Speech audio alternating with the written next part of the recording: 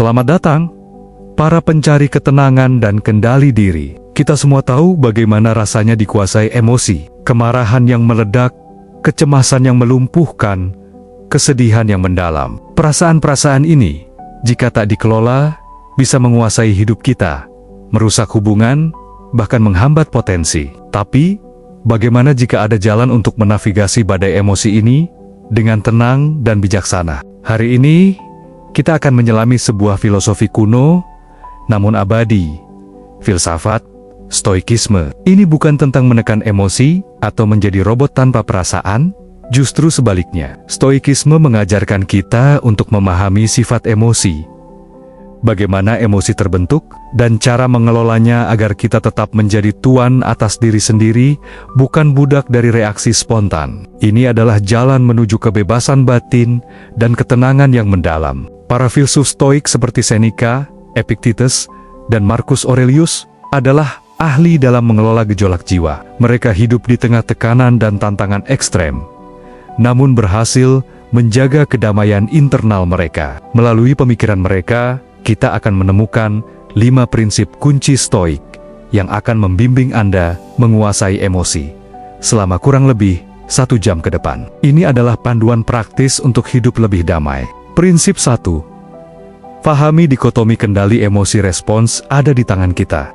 Inti dari menguasai emosi dalam Stoikisme adalah memahami dikotomi kendali. Banyak emosi negatif muncul karena kita bereaksi terhadap hal-hal di luar kendali kita. Kita marah pada lalu lintas, cemas tentang masa depan, atau sedih karena tindakan orang lain. Tapi, kita tidak bisa mengendalikan peristiwa eksternal itu. Yang sepenuhnya bisa kita kendalikan adalah reaksi kita terhadap peristiwa tersebut. Emosi kita adalah hasil dari penilaian kita, bukan dari kejadian itu sendiri. Cuaca buruk tidak membuat kita marah. Pikiran kita tentang cuaca ini merusak hari saya, itulah yang menciptakan kemarahan. Seorang Stoik membedakan dengan jelas.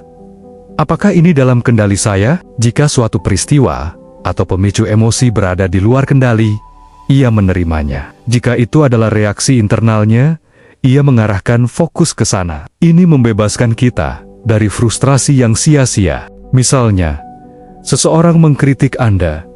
Anda tidak bisa mengendalikan perkataannya, tapi Anda bisa mengendalikan bagaimana Anda menafsirkannya.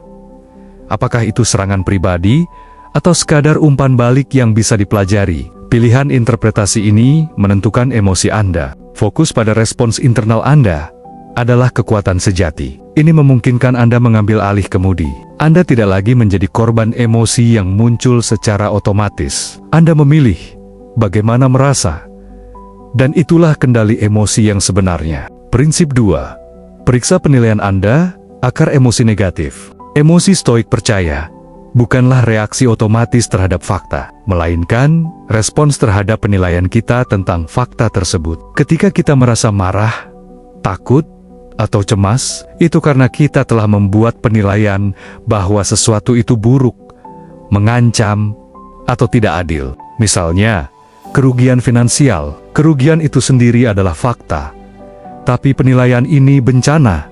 Hidup saya hancur, lah yang menciptakan kecemasan atau keputusasaan. Jika penilaiannya adalah ini kemunduran, tapi saya bisa belajar dan bangkit, maka emosinya akan berbeda. Untuk mengontrol emosi, Anda harus melatih diri untuk memeriksa penilaian Anda. Tanyakan pada diri sendiri, apakah penilaian saya ini akurat? Apakah ini satu-satunya cara untuk melihat situasi ini? Apakah ini penilaian yang rasional dan membantu? Teknik ini disebut disidentifikasi atau pemeriksaan impresi. Ketika suatu emosi kuat muncul, jangan langsung bertindak. Beri jeda. Amati emosi itu dan tanyakan, mengapa saya merasa seperti ini? Penilaian apa yang saya buat? Dengan melatih pemeriksaan penilaian, Anda bisa mengubah emosi Anda di akarnya. Anda melepaskan kekuatan destruktif dari penilaian yang tidak akurat atau tidak membantu. Ini adalah langkah krusial menuju kendali emosi yang mendalam dan berkelanjutan. Prinsip 3. Latih diri melepaskan keterikatan pada eksternal sumber ketenangan sejati. Banyak emosi negatif kita, seperti kecemasan, kesedihan, atau iri hati, berakar pada keterikatan kita pada hal-hal eksternal. Kita cemas kehilangan pekerjaan, sedih saat hubungan berakhir, atau iri pada harta orang lain. Padahal, semua hal eksternal ini fana dan di luar kendali mutlak kita. Stoikisme mengajarkan kita untuk berlatih melepaskan keterikatan pada hal-hal yang tidak penting. Ini bukan berarti tidak peduli atau tidak menikmati hidup, melainkan tidak membiarkan kebahagiaan atau ketenangan Anda bergantung sepenuhnya pada hal-hal di luar diri. Praktikkan prospeksi negatif, premeditatio malorum, secara mental. Bayangkan sejenak Anda kehilangan sesuatu yang Anda hargai, pekerjaan, kekayaan, bahkan orang yang Anda cintai. Bagaimana Anda akan bereaksi? Ini melatih Anda untuk siap menghadapi kehilangan, mengurangi kekuatan kecemasan. Dengan melepaskan keterikatan, Anda menjadi lebih tangguh. Anda tidak terimbang-ambing oleh pasang surut kehidupan. Anda menemukan sumber ketenangan di dalam diri Anda yang tidak bisa diambil oleh situasi eksternal apapun. Ketenangan sejati datang dari kesadaran bahwa apapun yang terjadi di luar, Anda memiliki kebebasan untuk memilih respons internal Anda.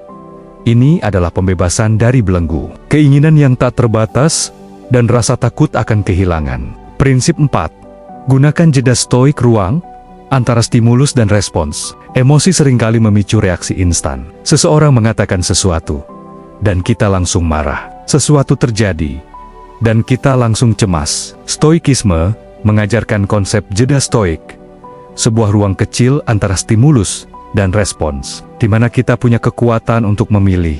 Epictetus berkata, kita tidak terganggu oleh hal-hal, tetapi oleh pandangan kita tentang hal-hal tersebut. Jeda ini adalah momen ketika kita bisa menyisipkan kesadaran. Ketika suatu peristiwa memicu emosi, jangan langsung bereaksi. Ambil napas dalam-dalam. Beri diri Anda beberapa detik. Dalam jeda singkat ini, Anda bisa mengamati emosi yang muncul, memeriksa penilaian Anda, dan memilih respons yang paling bijaksana, daripada hanya bereaksi secara otomatis. Misalnya, seseorang menguji kesabaran Anda, alih-alih langsung membalas dengan marah, berhentilah sejenak, amati kemarahan itu. Ingat prinsip kendali. Lalu, pilih untuk merespons dengan tenang, atau tidak merespons sama sekali. Praktikkan jeda ini berulang kali setiap hari. Ini akan menjadi kebiasaan. Anda akan mulai merasa seperti seorang pengamat emosi Anda, bukan budaknya. Ini adalah salah satu alat paling kuat untuk mengontrol emosi secara efektif dan konsisten. Prinsip 5.